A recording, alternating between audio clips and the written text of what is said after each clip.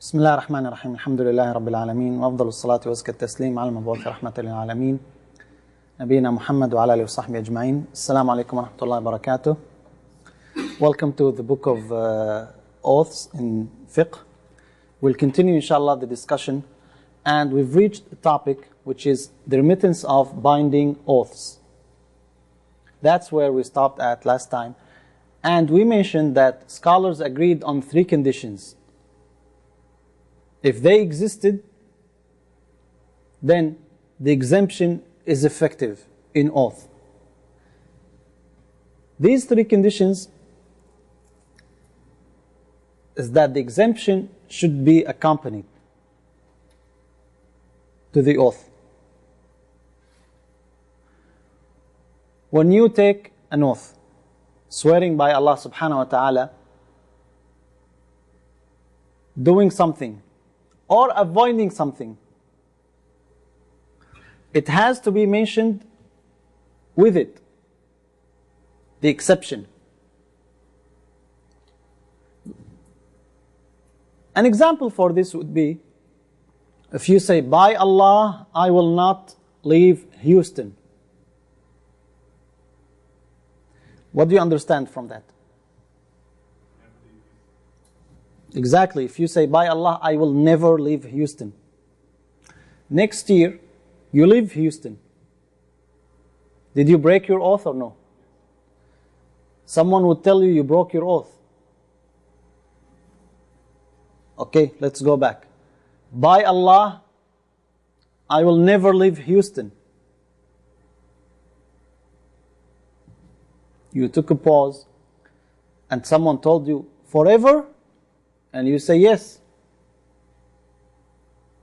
Next year, you leave.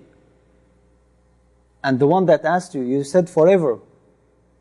You will say, what do you mean? Do you think that I will never leave Houston forever? I meant just only for 1 year. Would that be acceptable? Why?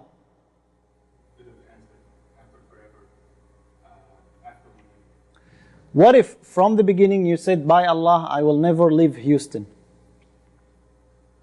for a year?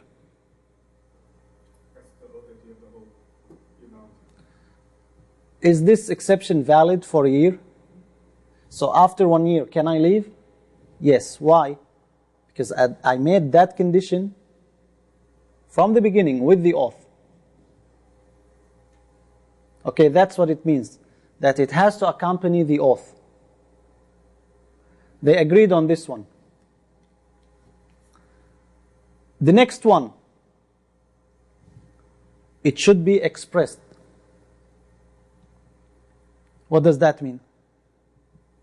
Again, you come after a year and you say, I will leave. And someone will tell you, you said you will never leave. You say, that's not what I meant. Is that valid? It has to be expressed. 3, it should have the intention from the beginning of the oath that if this exception existed, if this exemption existed, then the oath is ineffective. By Allah, I will never leave Houston for a year. Or, by Allah, I will never leave Houston, and someone told you, ever? You say, no, that's not what I meant. I meant for a year. That's the same. Once you have these 3 conditions together, the exception is effective. What if you don't have all of them? You have 1 or 2. There is difference. That does not mean the exemption is ineffective. That means there is difference of opinions. But they all agreed that if these 3 exemptions existed, then they affect the oath. They affect the oath. That's what they agreed on. And again, it's better always to discuss what they agreed, and then we discuss what they disagreed on. Now, the immediate exemption, like it has to be immediately. I will never leave Houston for a year.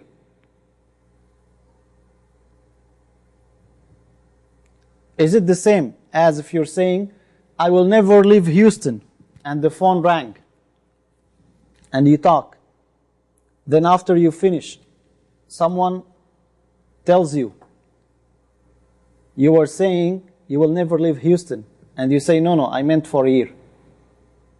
What's the ruling on that?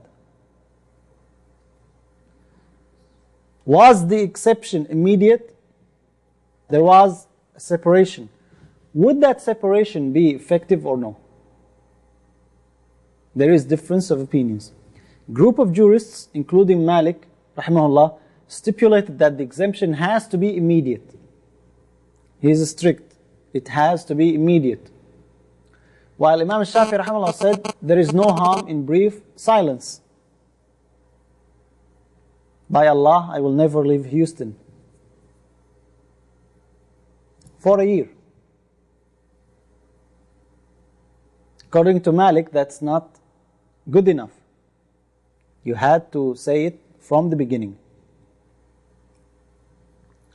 Another group of jurists said that it is permissible to stipulate the exemption as long as he has not moved away from the session. Now we're sitting, we're talking, we are in the discussion. I told you I will never leave Houston. Then I mentioned to you that my house is here, my family is here, everything is okay. Then you say, but you know, I may definitely leave it, but for 1 year, I will never leave it. That is valid. Why? You're still in the same course of the discussion. Another opinion, which is the opinion that was narrated from Ibn Abbas, radiallahu anhuma, that the exemption is valid, even if you make it 1 year later, or 2 years later. But what do you think of that opinion? Because otherwise, there will never be a break of an oath. You say, I will never leave Houston. By Allah, never. I will leave Houston. Next day you leave. You have a flight ticket, free of charge, and you say, I'm going. Someone will tell you, what happened? Yesterday you took an oath that you will never leave. You say, no, I did not mean that if I did not get a free ticket. Come on. What do you think? According to Ibn Abbas, or that narration from Ibn Abbas, that the exemption is valid. But these are the three famous opinions. Now, in the Quran, it clearly rejects the last opinion that was narrated from Ibn Abbas. In the story of Ayyub alayhi salam, when he took an oath that he will strike his wife 100 times. What did Allah subhanahu wa ta'ala tell him to do? وَخُذْ بِيَدِكَ ضِغْثًا. Take a group of sticks and hit it with them. وَلَا تَحْنَثْ. And do not break your oath. If exemption was permissible later, after he was cured and after he regretted what he said about his wife, Allah subhanahu wa ta'ala would have told him, make an exception now. Right? But the ayah again states, or the implication of the ayah, that the exemption is not valid. It's too late now. So these are the opinions regarding the first issue. Now the second issue. Expressing the exemption in words. Expressing the exemption in words. Is it a necessary condition in order for the oath to be ineffective? Scholars said the exemption must be in words. Like when you use the word illa. What's the meaning of illa? Except. Excluding. You are excluding. When you say la ilaha, no God, illa, except. Illallah. Or any other word that is similar. What about the intention then? If you intended the exemption. As long as it is made along with the oath, then it is valid. Like what? As I said, by Allah, I will never leave Houston. And someone would ask you, never? You say yes. And he tells you, even after 2 years? And you say no. Not after 2 years. What I meant was for a long period of time. Now, did he make that intention from the beginning or after he was asked? No, not from the beginning. If it was from the beginning, then he would have said that this is my intention. But sometimes you are reminded and that's what you say. So that's not the case. Here it says it has to be from the beginning. Another opinion, which is very, very similar to the first one, as long as the oath is not finished, then the exemption is valid and it affects the oath.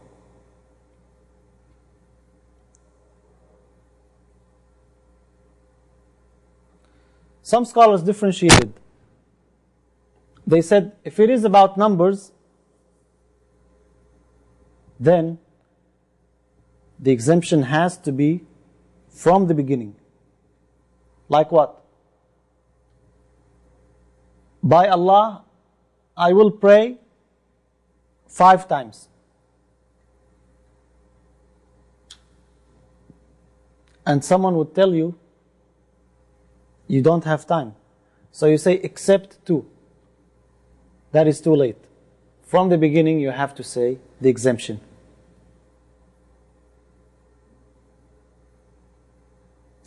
But if it's from a general implication, then it is valid. Like what?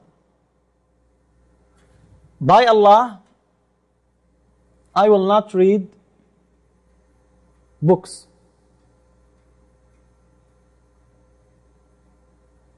And you come and read the Quran. Is the Quran book or no? It is a book, but it is the book of Allah subhanahu wa ta'ala. So one would come and tell you, come on, you're reading the Quran. What do you say? That's general implication, book, but you excluded specific, Quran. It is not numbers, so it is valid. See, these are the opinions.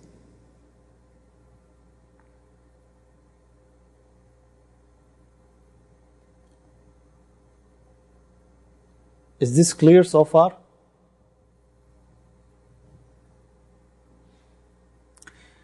Next issue we have is stipulating the will of Allah subhanahu wa ta'ala.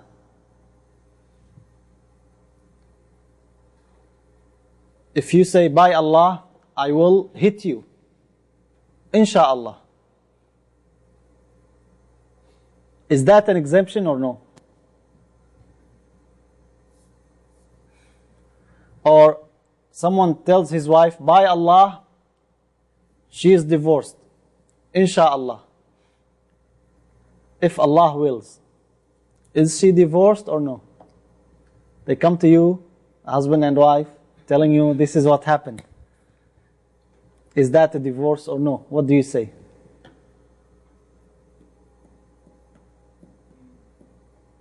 What do you say? It is a divorce? Why? You stipulated the will of Allah. What did Allah will?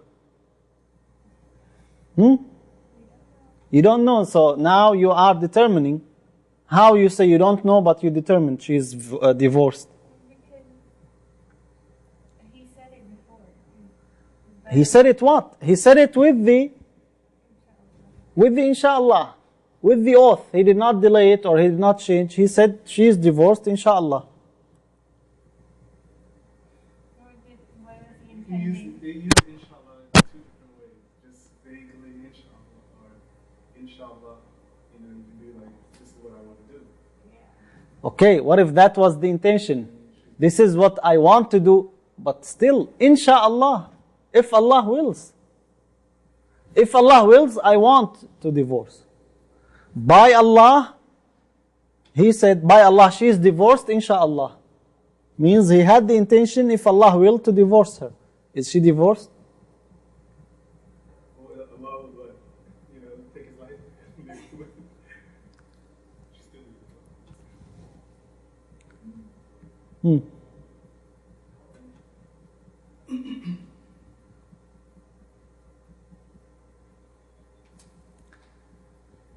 If this oath is atoned through kafara,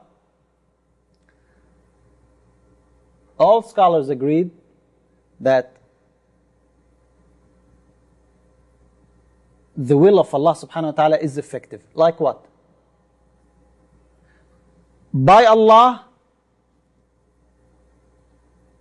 I will never enter that door, inshallah.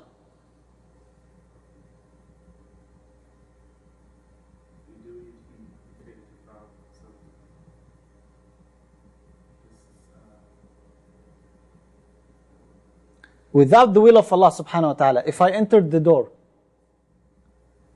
would I be liable? If I said, by Allah, I will enter the door, and I entered, will I be liable for kafara? Yes. So the will of Allah is effective here. But they disagreed, again, as I said, on two issues: divorce and freedom, emancipation. If you say about divorce, Imam Malik rahimahullah said, the will of Allah subhanahu wa ta'ala here is ineffective. What does that mean? She's divorced. You cancel that as if it did not happen, and she's what? Divorced. According to Imam Abu Hanifa rahimahullah and Imam Shafi'i, she is not divorced. So there is difference of opinions.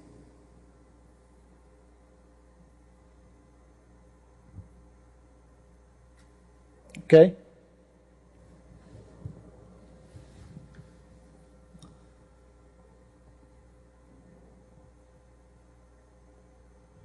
Next we have the examination of kafara.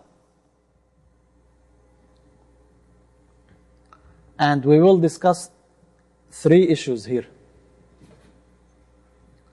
The cause of violation of the oath, why the oath would be broken, the conditions and the ahkam of violating the oath. That's the one area that will be covered. Next, the atonement for the violation. What is it? What are the forms of expiation? And thirdly, the time for atonement and the amount that achieves it. So these are the three issues regarding the kafara. Now we say, okay, I know that this broke the oath. What I said is against the oath that I took. What should I do? What is it? And how much? And is this violation or no? So what is the cause of violation? They agreed that the cause of violation is the opposition to the object of the oath. What was the object of the oath? Not to enter that door. Did you enter the door? Yes, you violated the oath. They agreed on that.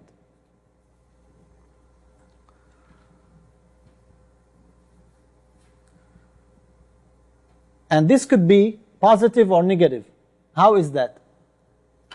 Either you take an oath to avoid something and you do it, or to do something but you did not do it. So it is either negative, by not doing and you do, or by doing and you did not do. By Allah, I will speak 1,000 words, and you spoke 900 words. You violated the objective of the oath. Or by Allah, I will be silent for 10 minutes. After 7 minutes, you spoke. That's a violation of the oath, because the objective is to be silent. and you contradicted that. So this is how the oath is broke. Example, I will go to the restaurant today. You did not go. Or I will not watch TV until 8. And you watch TV. Okay? This is clear? Now, we agreed that violating the objective is what breaks the oath. What about forgetfulness? Is it effective? Like what? You swore that you will go to the restaurant. Then you received a phone call. You were on the phone for hours and hours, and you forgot. By the time you looked at your watch, it is 10 p.m. All restaurants are closed. You forgot. So, did you break the oath or no? Or you wanted to go to the restaurant, your friends heard that and they said, we will force you not to go. They tied you and they said, we will see. We want you to pay the kafara. They forced you. No, definitely. What about the first one? Forgetfulness.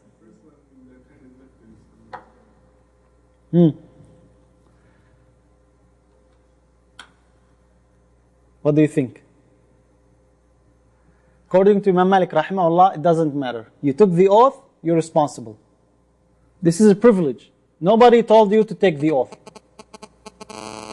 Whether you forgot or you were forced, it doesn't matter. It is irrelevant. You have to atone. But what do you think? Is that strong opinion? Very strong. Very strong. No? Why?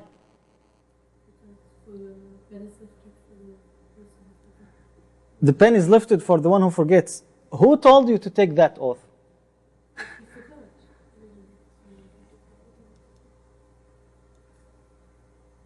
Very strong. Very strong. The majority of scholars said that it is not effective. It is if he was forced or he forgot, there is no kafara. And some scholars actually differentiated. So that's one issue that scholars differed on regarding the forgetfulness and forcing someone. Next issue we have is doing part of the thing.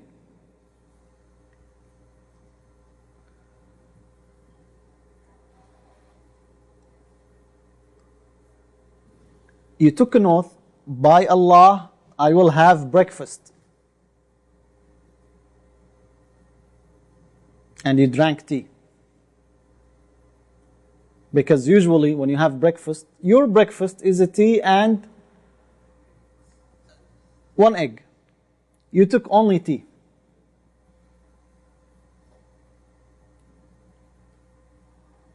You did part. You did not do the entire thing.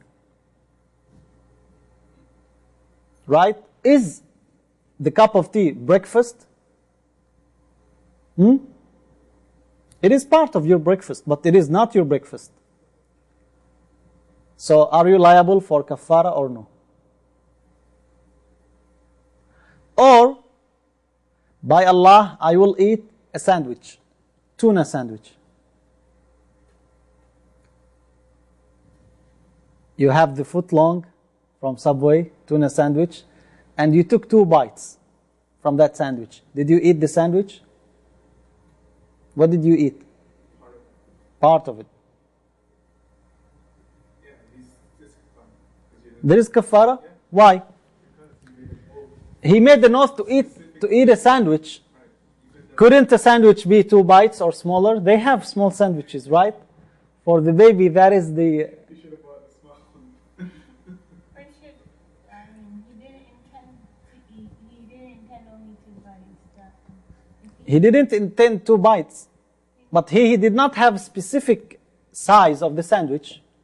He said, I will eat a sandwich.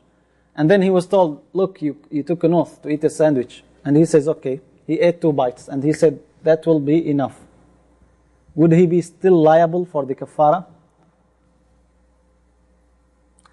Or, this is the positive, doing part of the thing. On the other side, if you swear, by Allah, I will not drink. I will not drink any liquid. And you drank water. But they tell you, look, you broke your oath. And you say, no, I meant juice. Did he break the oath or no? Why? Water is liquid. Doesn't it become, doesn't it evaporate? Gas. And condensed, becoming water. Okay, what about if he said, by Allah, I will not drink fruit juice. Fruit juice. Then he drank apple juice.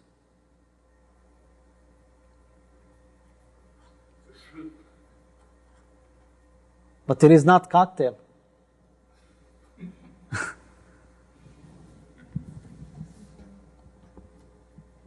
Doing part of the thing. Or a similar one, by Allah, I will not eat a loaf of bread. He came and he took some bites. Or the same example of the sandwich. By Allah, I will not eat a sandwich, a tuna sandwich. But he ate 2 bites of the tuna sandwich. Is he liable for kafara or no?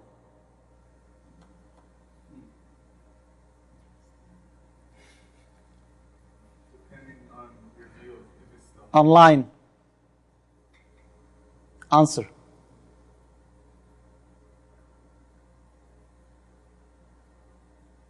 It's like saying, by Allah, I will make Hajj. You go and you do half of the rukn. It's not a Hajj. Right? So he has not fulfilled his oath. No, here you cannot say you did Hajj unless you did Hajj. Because Hajj will not count. This is agreed, but in our cases, by Allah, I will not read this book. Okay, you have a book and you say, by Allah, I will not read this book. And you open it and you read 3-4 pages. Did you read the book? You read few pages. What do you say?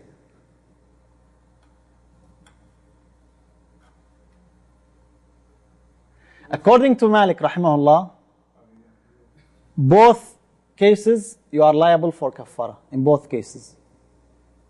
Again, Imam Malik rahimahullah strict in the case of oaths. According to Imam Shafi'i rahimahullah and Abu Hanifa, in both cases you are not liable for the kafara unless you do the exact thing. So for the book, unless you read the entire book, you're not liable.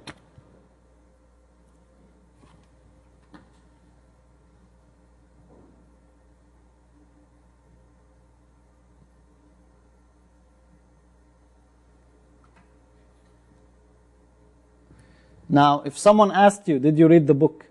And you read few pages, wouldn't you be able to say, yes, I read it? Or you have to read every word until you say, yes, I read it?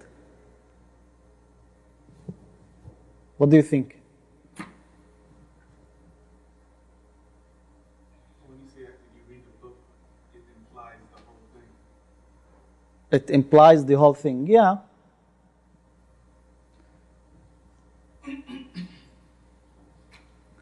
So these are the opinions regarding doing part of the thing. Then we have generality and specification. The entire thing and part of the thing. Then we have general thing and specific thing. If a person swears to perform a specific act,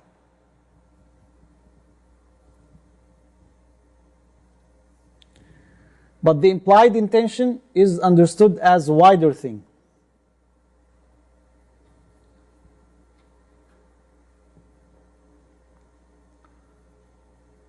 Like what?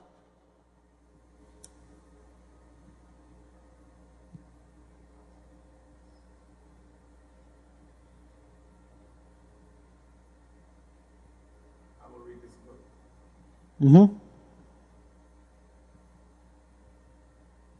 It's implied you would read the whole thing, Yeah. but he only reads the first chapter. Yes.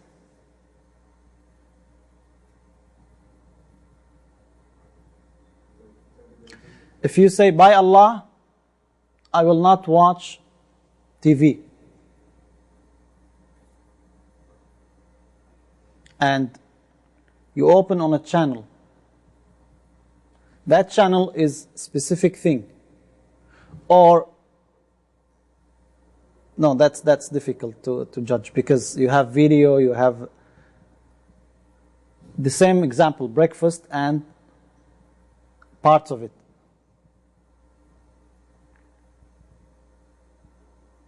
By Allah, I will not have breakfast.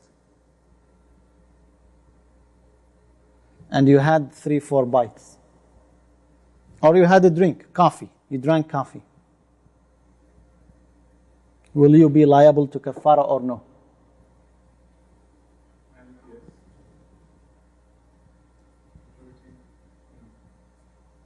Okay. Let's practice. Someone said, I swear by the mercy of Allah. Is that a valid oath or no? Yes? So, what did I say? Yes, it is a valid oath. Someone said, I swear by the Kaaba of Allah.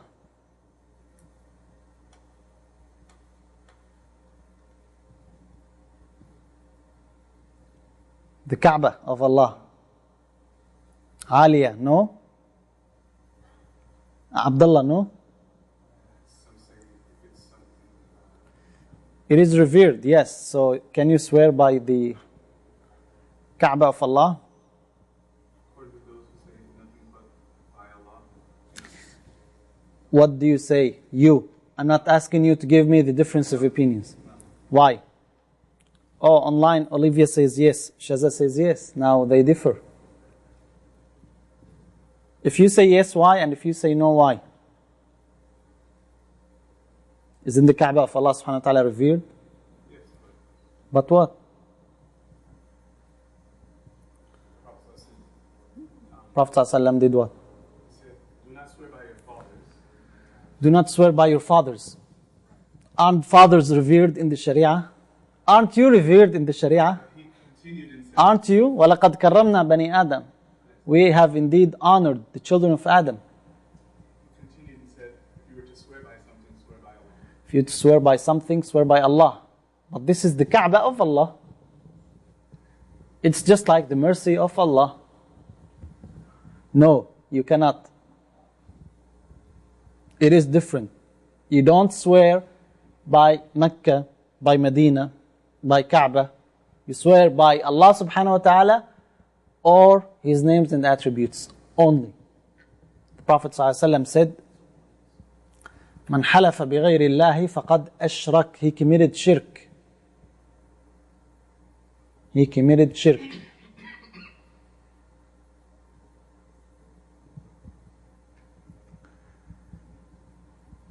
Someone said, I swear by the Quran. Okay. Yeah, Quran. this is the speech of Allah. The Quran. Is it valid oath or no? Yes, you can. Quran is not like the Kaaba. Because the Quran is speech of Allah subhanahu wa ta'ala. So it is the word of Allah subhanahu wa ta'ala. Okay. Someone said, by Allah, I saw my friend at Walmart. By Allah, I saw her at Walmart. She's asked or he's asked, were you at Walmart? He said, no, I was not there. What do you tell that one? He says, but she was wearing niqab, all of them. What do you say? What do you tell that person who swore by Allah that he saw this individual and it was not there? Didn't he violate the oath? So there is what? There is kafara. Olivia says no kafara. You were really sure? Yes. How many women with niqab you may see in Walmart?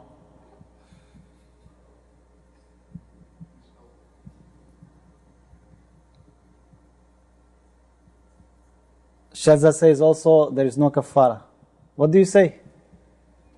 There is? Or no? She's sitting next to you and she says yes, you say no? Come on, work it out. So we have agreement amongst Olivia and Shaza. That's very strong opinion. What do you say? There is kafara? Why not? Because you might have got information and might have seen outside the wall. What? He says, by Allah, I saw her in Walmart. She says, I was not even close to Walmart. I was 40 miles away. He's saying this out of, Shafi says, he says this out of just talk, then there's no kafara. If you think it's the opposite, if it becomes the opposite of what, but he's not even there to even, for it to even become the opposite. Like someone calls, by Allah, this is Dawood, but it's not. He's not helped like kafara. Why? Someone calls and says, yes, Yeah, Abu Hanifa says that. and he tells you who I am. And you say, come on, you are Dawood. And he says, no. And you say, by Allah, you are Dawood. Then he tells you, he shows you his real voice and he's not Dawood. Right, you were expecting it to be Dawood, but it turned out to be opposite. You said, by Allah, you are Dawood. And he was not Dawood. He was Isa. He was Isa. What's the ruling? Come on, we need ruling because it could happen. رَبَّنَا لَا تُؤَخِذْنَا إِن نَسِينَا وَأَخْطَأْنَا. What this has to do with this? Nobody told you to mention the name of Allah subhanahu wa ta'ala, to say by Allah. You could have said, I am sure, or I think you are. Why you say by Allah? So what do you think? Is he or she liable for the kafara or no? Now you change your opinion? She convinced you? No. What? Because it's more talking than swearing. But Come on, you say by Allah. What do you mean by more talking?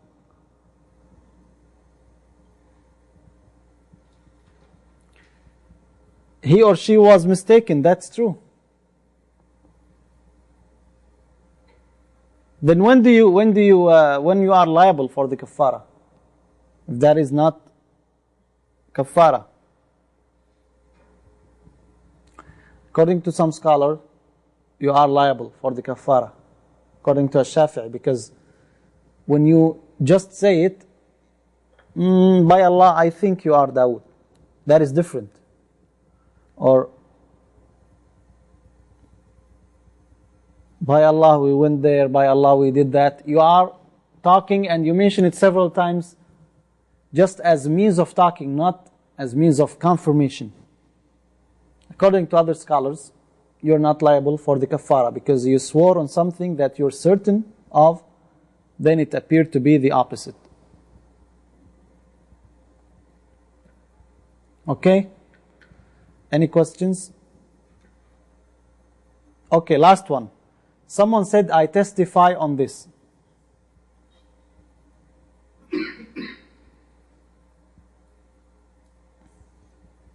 I bear testimony that you are Dawood.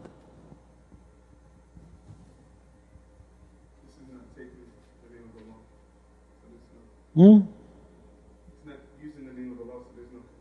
You're not using the name of Allah.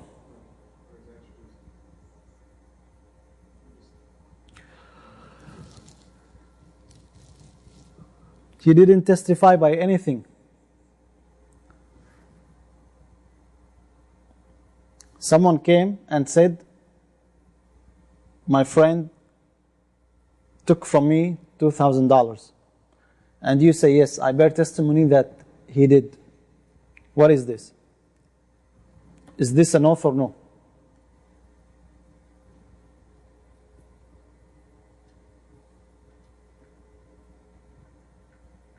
Is this an oath or no? Yes or no? According to those who say you only can use the laws,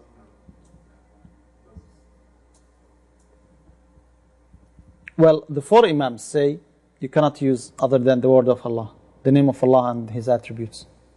But they differed here. Yes, very good, Alia. In Surah Al-Munafiqun, remember the evidence. When the hypocrites come and they say, we testify, we bear witness that you are the messenger of Allah.